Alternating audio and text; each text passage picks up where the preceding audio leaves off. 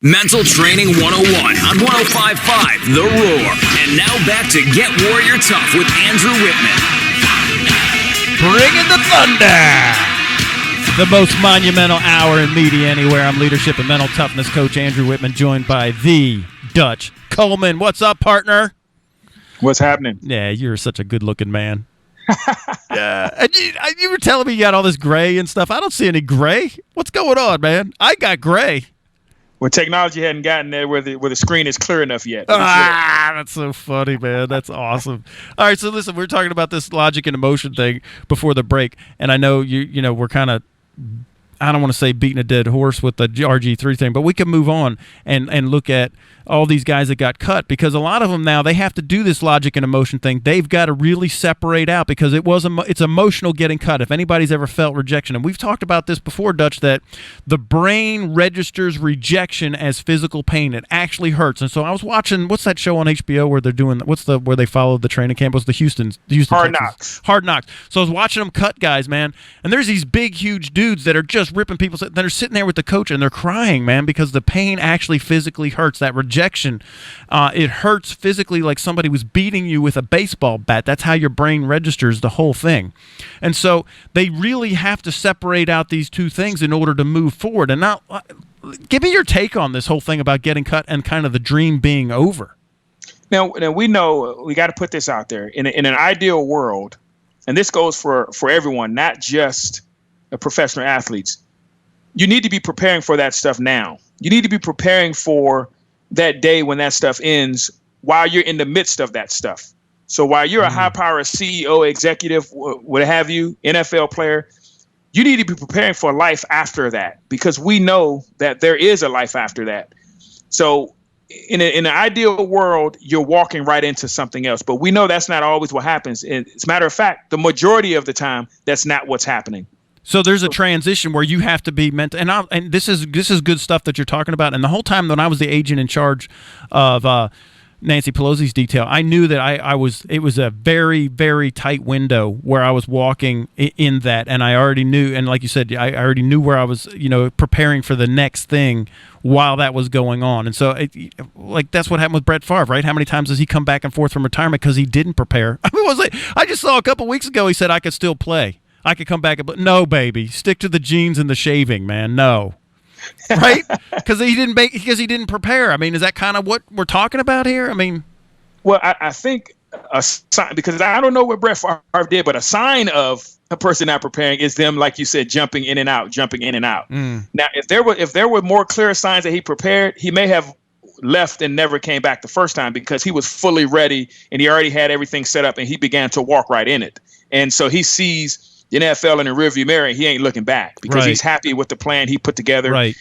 And by the time they try to call him 2 months later, he's already in the midst of what he has set up. So it's the next chapter of life. He's already and so we're always moving forward, not going backwards. I love it, man. I love it. So when you look at a player on Hard Knocks, for example, when you see those tears, when you see that pain, there are a lot of things going on. Like you said, the emotions, the physical pain, the stresses that are compiling, all those things are jumping on them right away. But that realization that this may be over, and a lot of times they have not considered, no matter how much, the coach in college or the coach in high school or mommy and daddy or the financial advisor has told them, there are many of them, and I'll say the majority of them have not held that mirror up and said, who am I? Who am I without football? What am I without football? What are my strengths? What are my weaknesses? What are my gifts? What can I do without football? And all that stuff happens. It hits them in that room when they realize they're about to get cut, and they have nothing set up. And again, it's about professional athletes, because we love laughing at professional athletes, because we see this guy on Hard Knocks crying, and we're sitting there. And there's a segment of us that are laughing. Yeah, I'm not laughing, man. I because I've had, and I got to tell you, Dutch, there's been times in my life. And I know 3 major ones where I was going for the dream, and then it was over, and then you're like, okay, now what?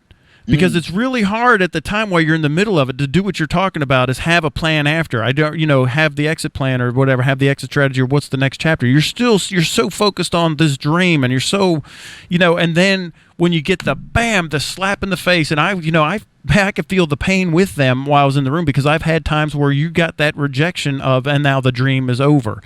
Or, some of these guys, they're still in denial. They don't get that the dream is over. They keep coming back and coming back and coming back. Tim Tebow, excuse me. And I know that's wrong, man. I'm sorry, Tim. I love you, buddy. Well, I'll say this. I'll say this in defense of Tim Tebow. He does have a plan. Mm-hmm. Now, I don't mind a Tim Tebow who has a plan. He has an ESPN job, so he does the analyst stuff, and right. And he has something set up that he can walk right into. Gotcha. I'm confident now, so I don't mind. I actually don't mind if you're jumping in and out in that fashion, because hey, man, as long as you're gonna give me a shot, I'll take it. But there's evidence that I not only have moved on, but I'm able to move on. I'm willing to move on, and I got something set up. I got a job that everyone knows about right here waiting for me. So if we could have more Tim Tebows, actually, it would be okay, because he didn't cry. Things. Right, he didn't cry. He actually thanked them for the opportunity, and he did the. So you're right. I know. I was just I couldn't help myself. He did cry after Alabama beat him, and then Urban Meyer got a heart attack and quit, and roll tide. But it speaks to the point of the guys who are sitting at home beyond Hard Knocks, and they're still crying in their rooms, and they're trying to figure out what's next. And the time is now. So again, I'm not letting us regular folks off the hook. No, and have had to have that serious transition where a company downsized, or my skill set diminished, or something and I have to transition into another career. Look, I got to stop crying too. As a matter of fact, right now, as I'm in my career right now, if you're listening to my voice, you need to already be thinking about, what else can I do? Who am I beyond this job? Well, yeah, let me say that, because you just hit on something. You said it earlier, and I wanted to jump on that. You said, who am I? And, we talk about this in the Mental Toughness 101, and in the Phalanx, we talk very heavily about an internal identity of who are you. It's not what you do. What you do is not who you are. Like when we talk about cops, right? 80% of cops, man, they die within 3 years of retirement. I joke and say, was it all the free Waffle House food they were eating, and that probably helped? But no, it's because their identity was the badge and the gun. It was an external. And listen, they're here at ground zero. Who's Joe Pa, man? Who is Joe Pa? Who's Joe Paterno? The head coach, a former head coach of or the only head coach that people know of Penn State University. Right. And so where was he 3 months after he got fired? I hate to say it, but he wasn't doing too well. Yeah, he was in the grave, man. And Bear Bryant, Vince Lombardi, all these guys. These things. If you're an external, your identity is tagged to an external, it will go away. So you have to come up with an internal identity of who you are. And I'll go on the road and I'll talk to people like, who are you? They'll tell me what I'm a pharmaceutical sales rep, or I'm the EVP of an aeronautical firm, or I'm a Navy SEAL. No, I'm a mother. I'll get that one. I'm a mother, I'm a father. No, those are roles you play, because if you're a mom and that's all you do, when they go to college and they're gone and empty nest hits, what's going to happen? The same thing that happened to Brett Favre, man. Just like you said, they have no preparation of what's coming next, so it's like the wheels come off. And so this is huge. This is a huge reason why people need to figure out who they are internally. What's an internal strength? Now, and there's two things that needs to be made clear for the listeners. This isn't about when you're coming to the end, when you're coming to the end of a journey. This is about when you're in the midst of a journey. You could be at the beginning of the journey, because I tell you this, we don't know when that journey is going to end. Right. So theoretically, we're always at the end of the journey, possibly. So the sooner you begin to prepare, the better. You get that job on day one.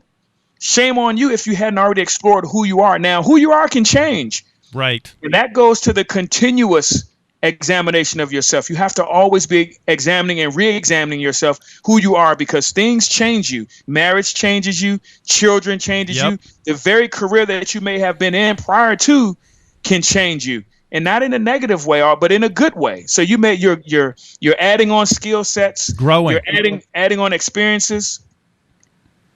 Right? You're either growing or dying, right? In nature, everything in nature, you're either growing or dying. And so, and again, this is, like you said, it changes you. You should be growing, because if you're not growing, by default, what are you doing? Yes, and so there should be a continuous reassessment of yourself, being prepared for that next day, that next month, that next year. And you're not necessarily using it, but you have it in its place. You have it compartmentalized over here, because at any moment you can pull that out. Oh man, we just found out the company's being sold to a conglomerate in Denmark. Right. Well, you're not moving to Denmark. But I'm not worried. So you have people jumping off rooftops and people doing other things to harm themselves because they don't know what to do. Meanwhile, you walk right over to your desk and you grab out that bag of stuff, of goodies that define who you are. It is the notes you've written down, the plan you've devised, all those things. And you calmly go over to that and you pick up the phone and you begin the next phase. That's who you want to be. That's what you want to be, because that's going to be the difference in how you live, how your kids live, how your wife feels, how your extended relationships feel. Right, and on the road, I use Peyton Manning as the example. When the Colts fired him, was he? Well, he solves huge problems. He's indispensable. He's remarkable. He's the CEO of him. Is he interviewing teams to see where he's going to go, or are teams interviewing him for a job? He's checking out where he wants to go. He has so many options to see. This is what we do in Mental Toughness 101. This is what we do in the Phalanx. We make you the CEO of you. You become an indispensable walking solution to every problem, and then it doesn't matter what happens externally, because people are going to want you to show up and fix their stuff, man. But you have to fix you first. And I give some people some encouragement. It's not as hard as it sounds. It's not as easy as it sounds either. But it's not as hard as it sounds, because you need a process. You need to begin to put it together now. And the good news with mental toughness and the Get Warrior Tough culture is we're going to help you do that. We're going to walk you through that. We're going to prepare you for those things. That's what you need to be doing right now as we speak, if you hadn't already done it. And if you hadn't already done it, and if you have already done it in your mind, have you done the continuous reassessment? Have you done it at a world-class level? How thorough, how complete is it? This is something we can do to help you assess that. All right, Dutch. Listen, we're going to take our last break, and when we come back, we're going to talk about this stress stuff and anything else we want to talk about that we haven't finished talking about today. I'll leave that open, and then we'll be right back. I'm so glad we're together, man. I love seeing your face. I love the technology, dude. It's just so awesome. Man, it's just awesome. All right, Jacko, take us to break, buddy. 80% of all doctor visits are stress-related. 80% of tension headaches are caused by stress. Most heart attacks occur around 9 a.m. on Monday. Stress is a major factor of anxiety, panic attacks, depression, and aggression, not to mention insomnia. And an estimated 24 million Americans use drugs to cope with stress. Depressing, isn't it? You're meant to live a happy, fulfilled life, and it is possible. Andrew Wittman can show you the way out. The way to deal with stress, to achieve, to break through limitations, and have an internal identity that calms the storm.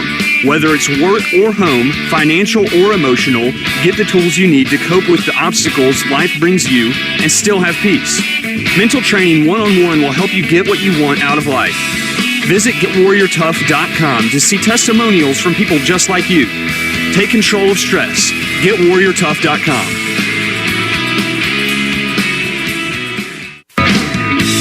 A company that has happy employees will be more effective. A company that has employees that know how to deal with obstacles and problems will make more money.